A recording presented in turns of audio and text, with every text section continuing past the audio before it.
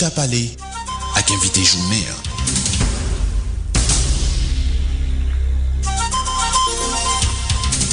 Chita Palais ak invité journée.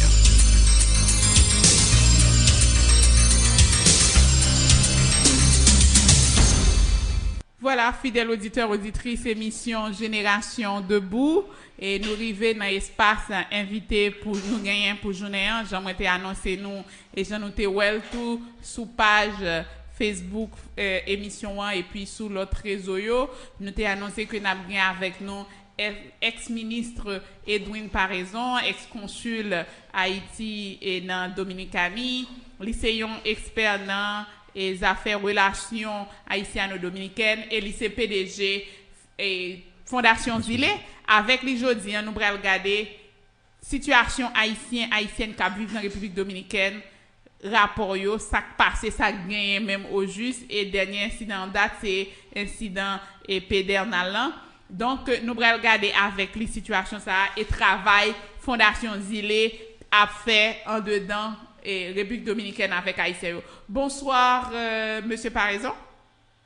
Bonsoir Gabriel et bien saluer tous les amis auditeurs et puis toute l'équipe technique qui a accompagné pour que le programme soit arrivé et tout le monde non seulement dans Jérémy, dans Zendance, mais probablement tout à travers de l'internet, par contre sur Facebook Live pour que tout le monde joigne qu'elle soit côtoyée dans le monde. De toute façon, nous saluons tout le monde et c'est un grand plaisir pour moi avec nous pour la première fois et sur ce programme.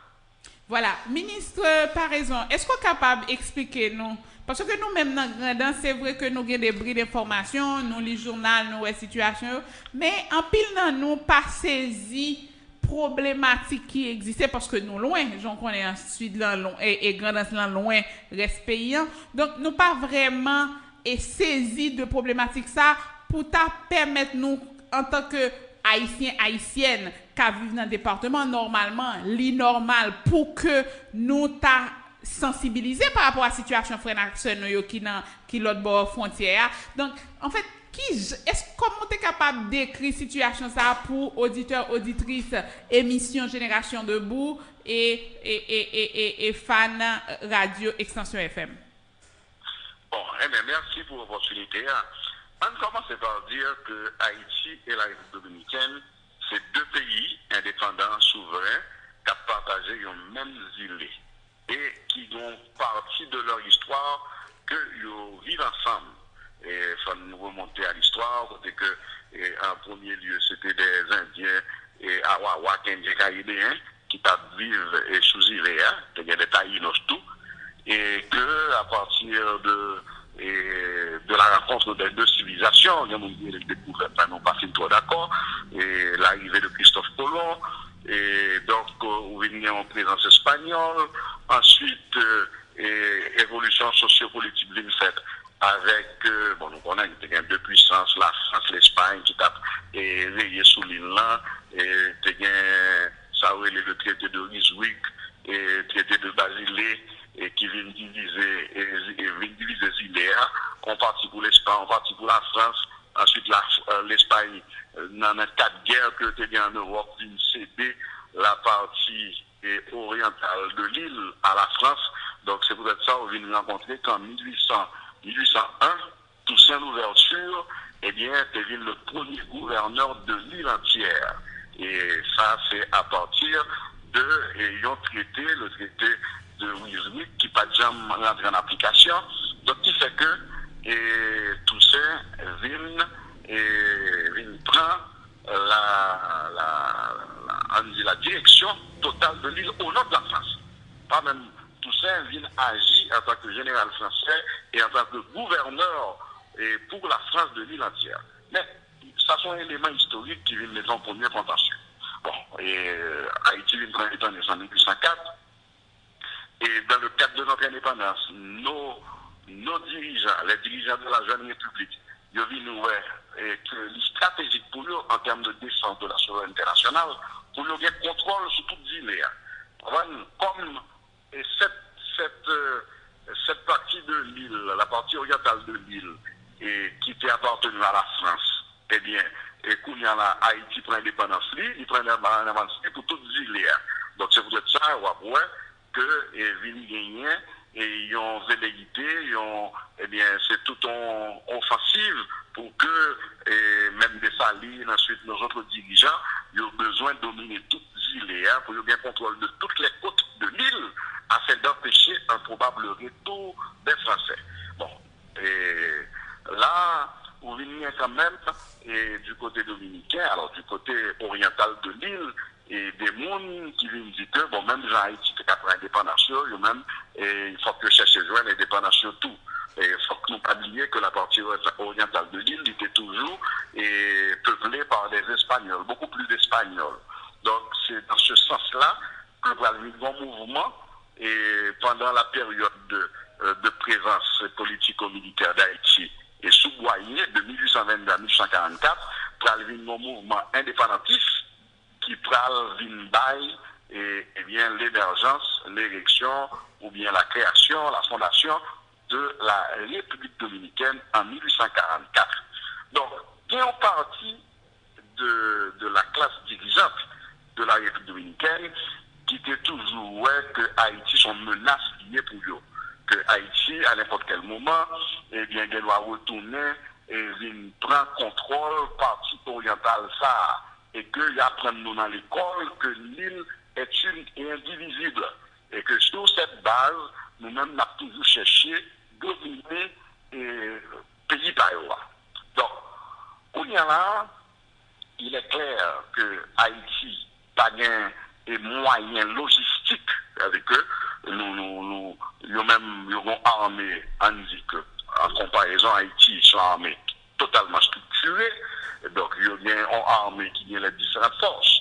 Et une armée qui vient la marine, qui vient les forces de l'air, et qui gagne les forces terrestres, qui vont armée de terre.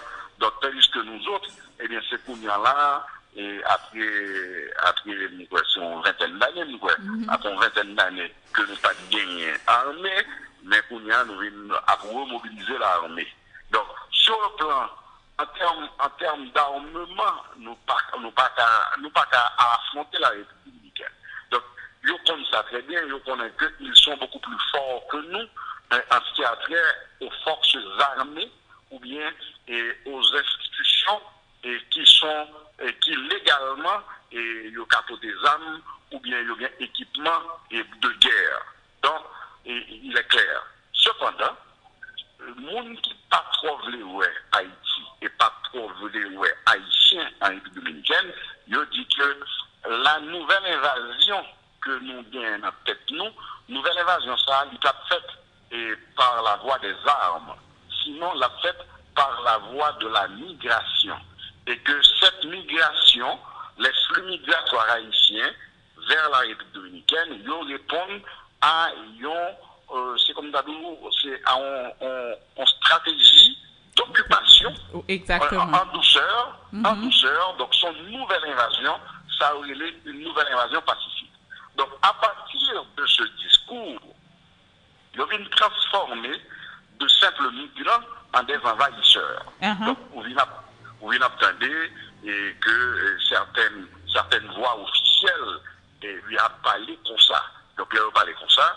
Et donc, un Dominicain commun qui dit qu'un immigrant haïtien est un envahisseur, donc le grand problème avec un haïtien, il est en face d'un ennemi. Exactement. Donc, il faut l'éliminer. Il faut l'éliminer. Donc, alors, c'est tout ça qu'il y a dans la problématique haïtiano-dominicaine. Et malheureusement, les dirigeants des deux pays, même ils comprennent la réalité ça que nous avons là, mais ils n'ont pas fait rien pour affronter. Et nous songer que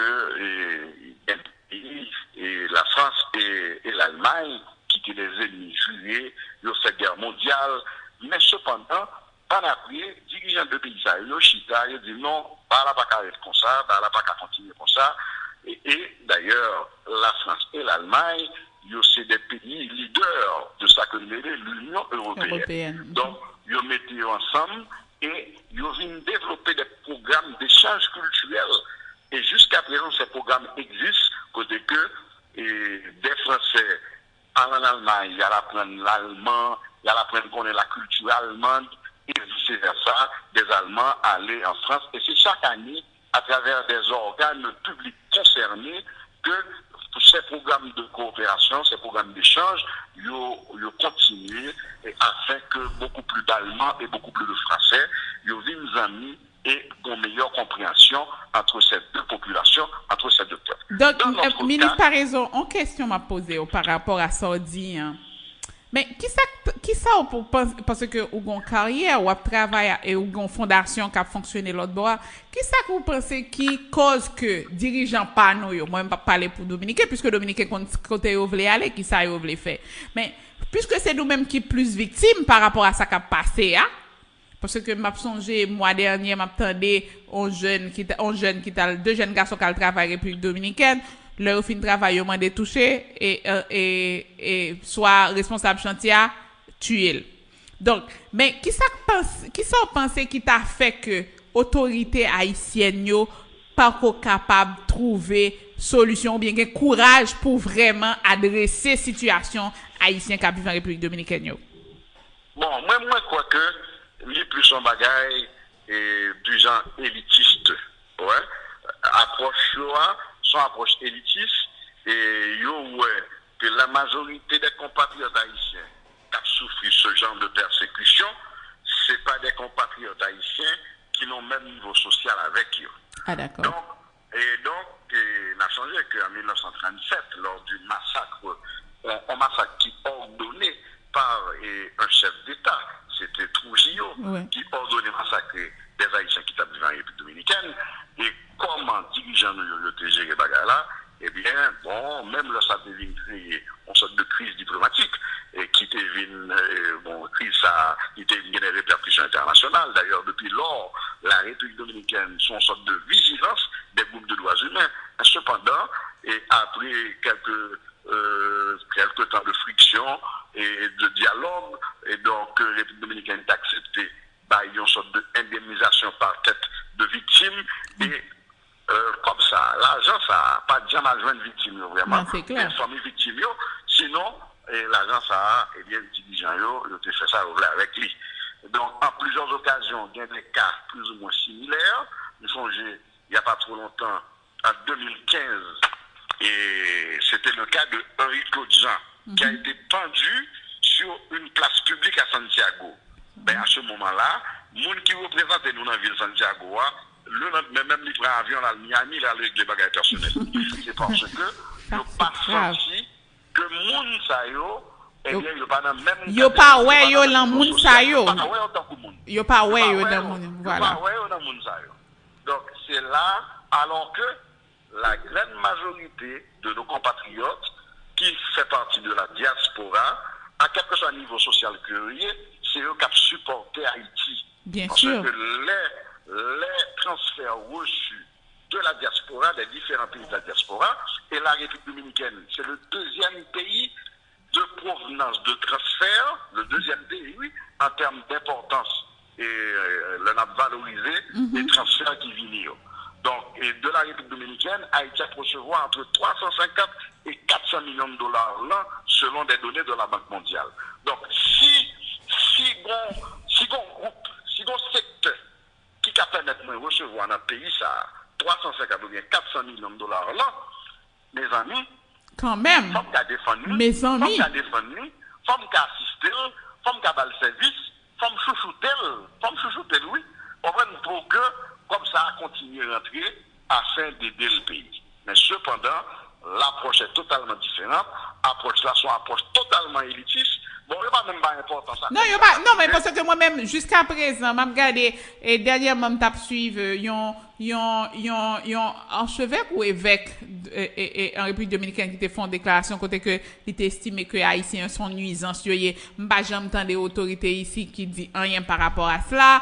Et même malgré et situation qui vient dégrader dans le jour passé, ou pas senti vraiment que réponse là, ou même en tant qu'haïtien cap gardel, qui senti que, qui ouais, dans moun sa yo, et bien ou pas senti que autorité que, ou délégué, ou bail légitimité pour représenter, yo adresser situation, Jean ta doit adresser.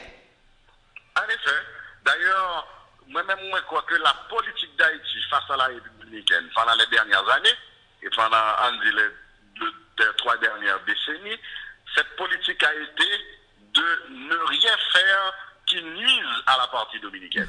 Et c'est vrai, c'est vrai. Quel que soit comme d'ado, façon qui a géré peut-être par rapport à la République dominicaine, eh bien c'est de plaire, c'est de toujours plaire à la partie dominicaine. Oui, non, mais c'est clair parce que nous songeons là au fin de et nos équipes et moun apatride qui d'origine haïtienne en République dominicaine. La Jamaïque t'a essayé pour ces bagailles là, Haïti c'est un pays qui t'est campé. Haïti qui est victime. Donc, les campés face à Jamaïque, cap défend Haïti. Donc, c'était nous sortis très laid. Oui, nous sommes sortis très oui. Nous sortis laid. Parce que, dans notre pays, tu as pour Sainte-Lucie. Et il y a l'ambassadrice de Sainte-Lucie à l'OEA. Les amis, dames, ça a fait n'importe 3, 4 interventions magistrales lors de la session spéciale au Conseil permanent de l'OEA sur la question de la patrie ou bien conflit que pratiquement nous devons venir avec la République dominicaine par rapport à la situation ça. Donc, et je dis à la même Saint Kids, le premier ministre de Sainte-Lucie, pas seulement l'ambassadrice, il se fait un conseil d'intervention publique côté que il coincé partie dominicaine là. Mais en Haïti même, bon, nous là, on n'a pas pesé les choses. Nous t'ai dit, n'a recevoir et ça présidente dit, oui, ça le dit, n'a recevoir dans dignité, mais jusqu'à présent, bah ouais, ça qui te gagne comme dignité pour citoyens, pour frères accès ça yo, leur territoire en Haïti. Bon, on partit sous sa Zilé, et Fondation Zilé fait pour accompagner justement Haïtiens qui ont un problème, quand nous connaissons un problème, Haïtiens ont besoin de pièces, et moun nan batte yo, qui type de travail Fondation Zilé fait avec eux? Bon, justement, nous-mêmes, nous faisons travail d'encadrement, et pour une meilleure compréhension de la migration haïtienne en République dominicaine. Nous changeons au début, nous avons dit que mon secteur, et ce secteur est hautement influent, non seulement dans les médias, mais dans la classe politique aussi, mon secteur qui prend nous pour des envahisseurs. Nous autres, nous sommes organisation binationale qui est intégrée par Haïtiens et Dominicains pour que dans la société dominicaine, il y a mieux comprendre la présence haïtienne et ce que nous apportons en termes de diverses contributions. Et du côté haïtien, pour mieux comprendre tout et comment les Haïtiens en République dominicaine y a contribué en termes de transfert et ils ont contribué tout en termes de transfert d'argent, mais ils ont contribué tout en termes de transfert de connaissances. Parce qu'il ne faut pas jamais oublier qu'en République dominicaine, nous avons une bonne partie de notre jeunesse cap étudié. Donc, pour y là, c'est entre 12 et 14 000 universitaires haïtiens qui dans les différentes universités en République dominicaine. Donc, jeunes saillots, eh bien, leur retourner, ils font réinsertion sociale et professionnelle, et ils peuvent toujours partager leurs connaissances acquises en République dominicaine avec la partie haïtienne. Bon, alors, de notre côté, nous offrons assistance légale à des Haïtiens qui sont en difficulté. Mais cette même assistance légale offerte à nos compatriotes, nous l'offrons à des Dominicains qui en Haïti et qui gagnent des difficultés légales. Okay. Donc, c'est peut-être ça que la Fondation Zilé a obtenu il n'y a pas trop longtemps la libération de 4 Dominicains et que ils étaient arrêtés parce qu'ils étaient essayé d'aller de façon irrégulière, on dit comme voyageurs clandestins, sur un bateau qui t'appelle Miami. Ils ont laissé monter sous bateau à Port Lafito, mais sécurité Port Lafito a arrêté.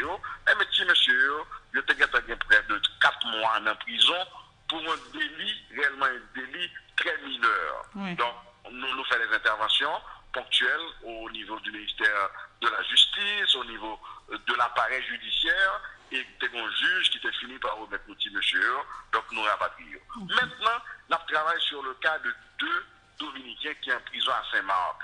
Et Dominicains, ça y est, ils ont accusé qu'ils étaient porteurs de billets de faux dollars pour la somme de $200, et puis bon juge qui bat 5 ans en prison, alors que le corps du délit n'a jamais été présenté et lors de l'audience. Donc c'est tout ça. Donc nous travaillons des 2 côtés pour une meilleure compréhension entre Haïtiens et Dominicains, pour le rapprochement entre les deux peuples, pour promouvoir le dialogue haïtiano-dominicain entre les autorités des deux pays, et particulièrement pour que la diaspora haïtienne en République dominicaine ait un meilleur espace et vienne transformer cette ligne en un interlocuteur valide des deux côtés. Parce que du côté haïtien, et là, parler de la diaspora haïtienne, bien des fois, il ne va pas même incorporer la République dominicaine. Exactement. Ouais.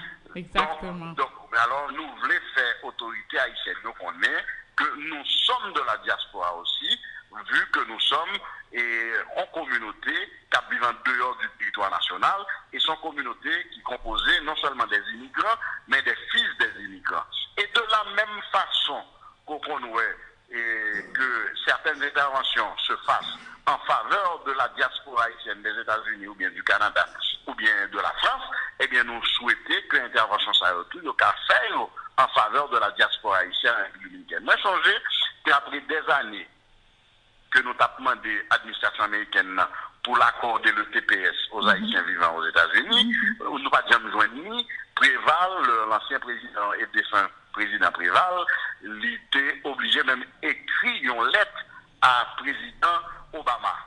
Ouais, pour demander président Obama et accorder nous TPS là. Même pas que jamais un président haïtien écrit le président Danilo Medina ou bien un président dominicain pour demander mon bagage en faveur des Haïtiens vivant en République dominicaine. Donc, je veux dire, en fait, c'est que les autorités haïtiennes qui dirigent nous, qui t'a supposé et défendre nous, eh bien, ils n'ont pas retrouvé dans ensemble d'Haïtiens qui vivent sous île et République dominicaine, dans partie République dominicaine, non. Donc, c'est clair. Bon, alors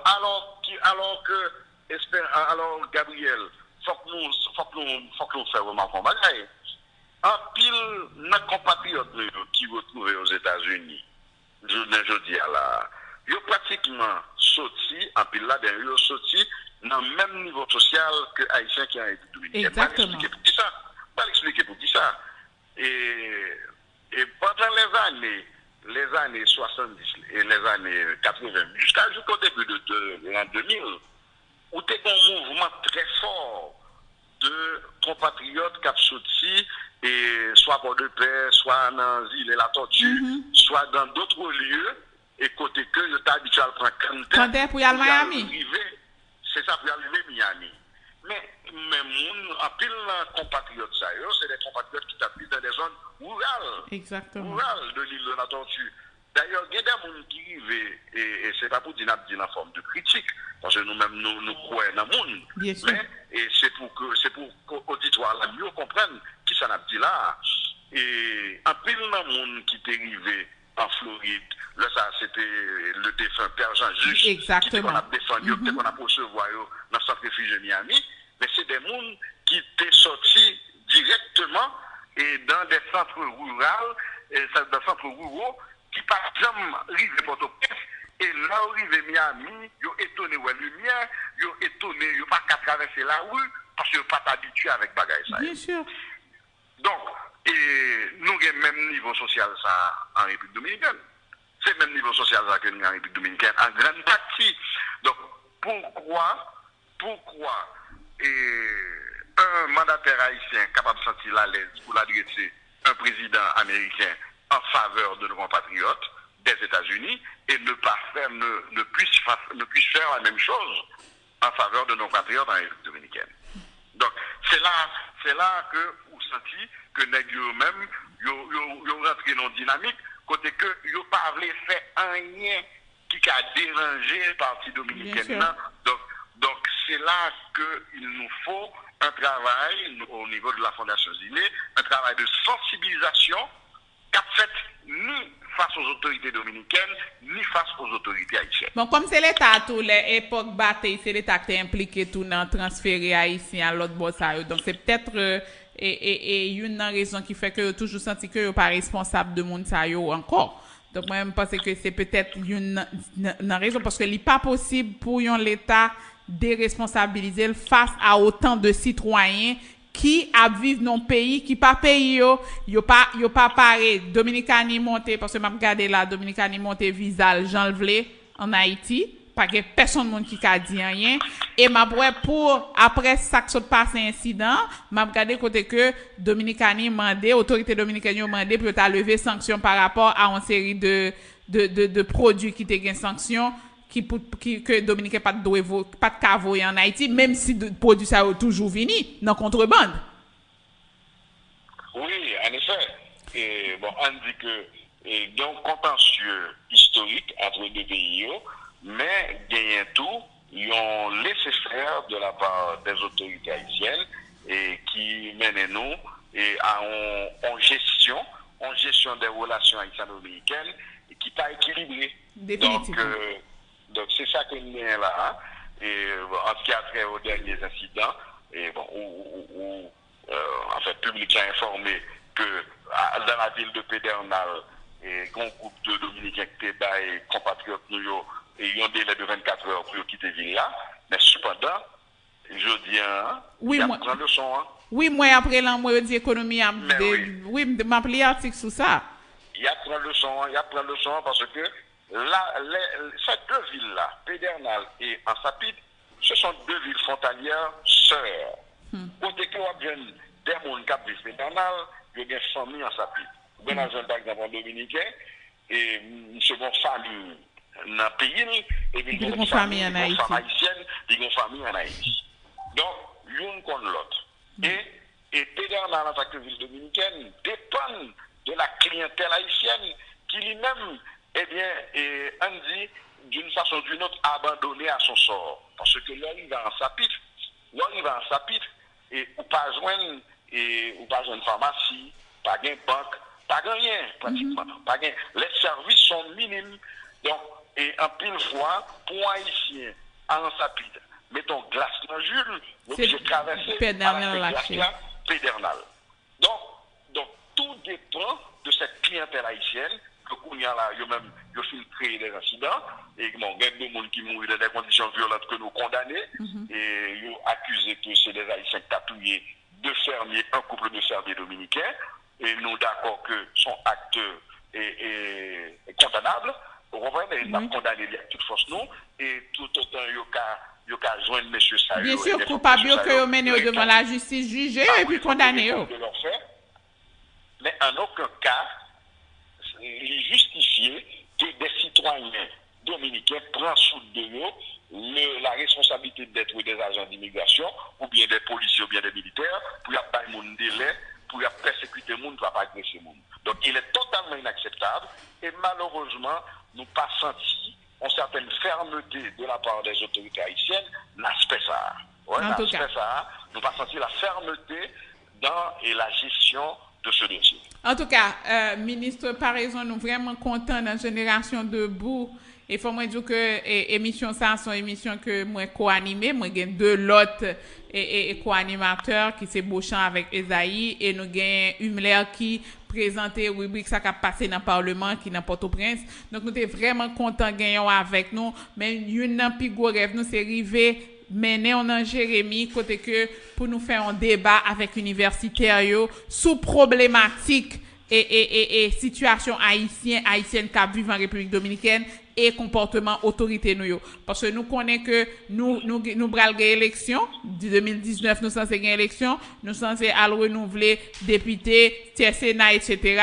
Donc nous pas capable continuer à voter des monde qui pas connaît problème ça yo et qui pas connaît pour adresser yo c'est les gain 11 ou tande yo lever yo voyer commission d'enquête et finalement commission d'enquête là pas jamais gon résultat pas jamais gain des bagages concrets qui river réaliser dans sens ça. Donc nous t'a vraiment aimé gagnon comme panéliste ici avec nous avec universitaires société civile pour t'a permettre que yo comprendre situation haïtien qui vivent en République dominicaine et comportement autorité. Donc pas connait si Beauchamp gagne en question pour ministre par raison. Bonsoir ministre. Oui, bonsoir. Ouais, et non pas monsieur Beauchamp. Alors question que moi t'as me posé c'est que nous connaissons en février dernier et une délégation parlementaire qui était rendue en République dominicaine et puis on a discuté surtout de questions et questions et compatriotes nous en République dominicaine et moi auditeur là t'as mais connaît qui gens ça démarche ça au bon côté parlementaire là ka ba résultat. Allô? Oui, alors vous faites du oui, Ah, ok. perdu cette question. Alors, février dernier, une délégation parlementaire qui était allée en République dominicaine pour y aller discuter avec l'autorité dominicaine sur la situation et compatriotes haïtiens l'autre bord. Donc, moi, je connais comment démarche ça, bon côté parlementaire nous, haïtiens nous, capable de résultat en tant que spécialiste dans la question. Bon, alors il faut dire que sur la visite de cette délégation parlementaire, pas grand pile d'informations qui sortit. Ouais, information qui sortit, et bon, c'est une visite de courtoisie, et pas une visite de travail. M'étonné, m'étais réellement étonné que dans cette visite de courtoisie, il était même mis par devant le président Medina la question de l'augmentation du tarif des visas. Bon, moi, quoi que, on est pour qui ça, parole ça parler, parce que pour parole ça parler, on parle de ça, qui parle parole d'importance. En effet, il affecte les relations, échanges entre Haïti et la République dominicaine, mais il pas un dossier prioritaire pour que c'est ça, en délégation parlementaire, présentement au président. Ouais, donc, c'est un bagage réellement pour qu'on va parler en question d'augmentation de visa avec un et surtout que il n'y a pas même moins et il n'y a pas même moins leurs homologues. Et c'était quand même malheureux qu'en délégation parlementaire à mon pays, et puis ce président, il pas parti homologue et puis là, parlons parole de visa sans que il n'y pas même parler de ça avec le ministre des Affaires étrangères. Et pour lui-même, à son tour, tu as parlé de ça avec les Affaires dominicains avant de porter une question comme ça au niveau de la présidence. Et qui pas même doué aller au niveau ça. Bon, en tout cas, c'est ça notre lecture de la visite. Et malheureusement, son visite qui était faite en un petit coup. Donc, jusqu'à présent, nous ne connaissons pas quelles sont les retombées réelles de cette visite d'une forte délégation parlementaire. C'était près de 18 ou bien 19 personnes qui allaient. L'argent payé a gaspillé. Et donc, nous, définitivement. Donc, nous t'avons souhaité pour les journées aujourd'hui là, que la Fondation Zile qui est en train de programmer, bon, là, nous avons quelques jours, nous avons une vingtaine de jours de la semaine de la diaspora, malgré ces incidents, malgré ces problèmes, nous croyons que forte semaine diaspora a fait. Nous avons souhaité que cette forte délégation parlementaire vienne appuyer nous. Parce que il y a des gens qui disent, bon, il n'y a pas de voyage en République dominicaine à cause d'incidents. Il y a des gens qui disent, il n'y a pas de voyage même en République dominicaine. Moi, je dis au contraire, nous avons une communauté haïtienne en République dominicaine. Il faut que nous venions porter solidarité nous avec eux. Il faut que nous venions supporter eux.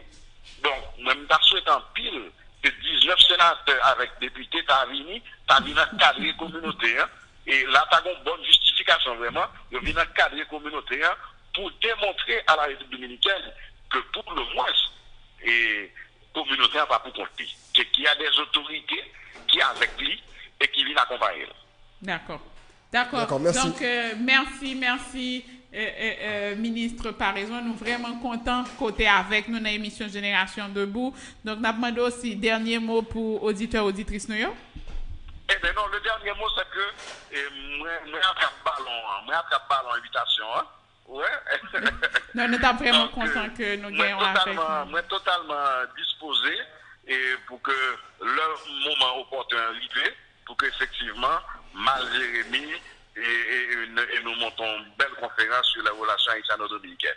Donc, il reste seulement à faire la planification et donc, engager publiquement à travers le programme pour que, au moment opportun, nous fassions.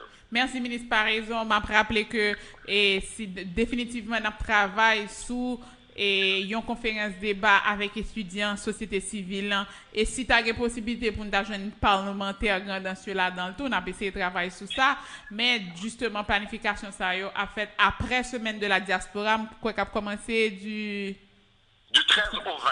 Du 13 au 20 avril. Et je connais que Port-au-Prince, seconde semaine diaspora que ma va pas organiser. Parce que faut me rappeler pour auditeurs, auditrices captants c'est que le ministre, par exemple, ensemble avec moi, nous avons même structure qui se font unis, diaspora haïtien, que nous avons essayé de regarder qui ça nous a fait ensemble. Même connais que dans la dernière rencontre que nous avons Port-au-Prince, MAV était censé être pour organiser semaine de la diaspora, même jusqu'à présent, pour qu'on ait une structure de travail, pour que et nous t'a gardé ensemble ça qu'a fait, mais sinon moi-même n'a souhaité et même là nous pas qu'à faire grand chose et bon travail et que nous souhaitons que semaine diaspora vraiment et les réussit pour au niveau République dominicaine et que autorité yo ta capable vraiment encadrer surtout parlementaire yo pour yo capable parce que me penser avec Fondation Zile yo capable apprendre un pile bagaille sur relation haïtiano-dominicaine pour permettre que citoyens haïtiennes qui vivent en République dominicaine capable de meilleures conditions de vie.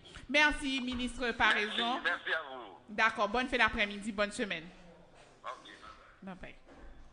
Voilà, donc auditeurs, auditrices, nous sommes des réalités haïtiennes qui vivent en République dominicaine, qui genre autorité haïtienne yo, et bail, en tout cas, carte blanche à autorité dominicaine yo pour traiter frères actionnaires n'importe qui genre, et nous votons une série de citoyens qui représentent nous dans le Parlement jusqu'à présent pour qu'on dise rien parce que y a une grande zone tout en République dominicaine. Il faut rappeler tout que c'est dommage, mais c'est en réalité que y apprennent que des parlementaires dans contrebande pour entre République dominicaine et Haïti. Donc c'est ça qu'il ne faut pas faire fort et nous t'ai gardé dans le scandale qui t'est gagné et ça fait quelques années avec le sénateur Batista côté que je t'ai dit que y a des autorités et haïtienne qui t'a recevoir pot de vin dans mais malheureusement bon ici il n'y a pas de rien qui fait dans ça. Alors Beauchamp n'a pris un petit coup de pause, n'a tourné parce que là définitivement pour derrière nous, faut que nous t'apprenions humilier pour nous connaître qui ça qu'a fait dans